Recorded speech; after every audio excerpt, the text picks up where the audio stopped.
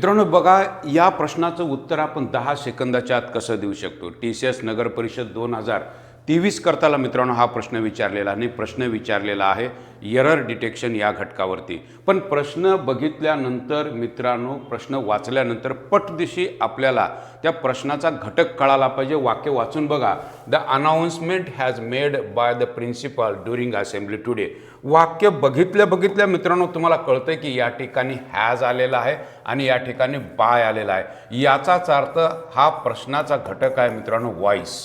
वाक्य बघितल्यानंतर तुमच्या लक्षात यायला पाहिजे की या ठिकाणी बाय दिसतंय, याचाच अर्थ मित्रांनो ही रचना ही पॅसिव्ह व्हॉइसची आहे, बरोबर।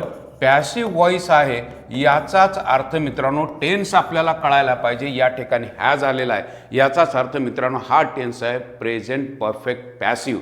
आणि प्रेझेंट परफेक्ट पॅसिव्हच्या रचनेमध्ये तुम्हाला चटदिशी लक्षात यायला पाहिजे, त्या रचनेमध्ये मित्रांनो असतं हॅव बीन, ओके, किंवा हॅज बीन आपल्याला मित्रांनो दिसतं। ही गोष्ट तुमच्या पटदिशी लक्षात आली तर अशा पद्धतीच्या प्रश्नाची उत्तरं तुम्ही सहज काढू शकता। याचाच अर्थ उत्तर मित्रांनो तुमचं असणार आहे बी, कारण हॅजच्या नंतर या ठिकाणी बीन असणं गरजेची गोष्ट आहे। अशाच पद्धतीच्या ट्रिक्स मित्रांनो हव्या असतील तर चॅनल सबस्क्राईब, लाईक आणि शेअर करायला विसरू नका। आणि या प्रश्नाचं उत्तर तुम्ही काय देऊ शकता ते बघा। या ठिकाणी म्हटले चूज द करेक्ट सेंटेन्स, ही 4 वाक्यांमधलं कोणतं वाक्य तुम्हाला बरोबर आहे ते ओळखायचं आहे। Thank you very much.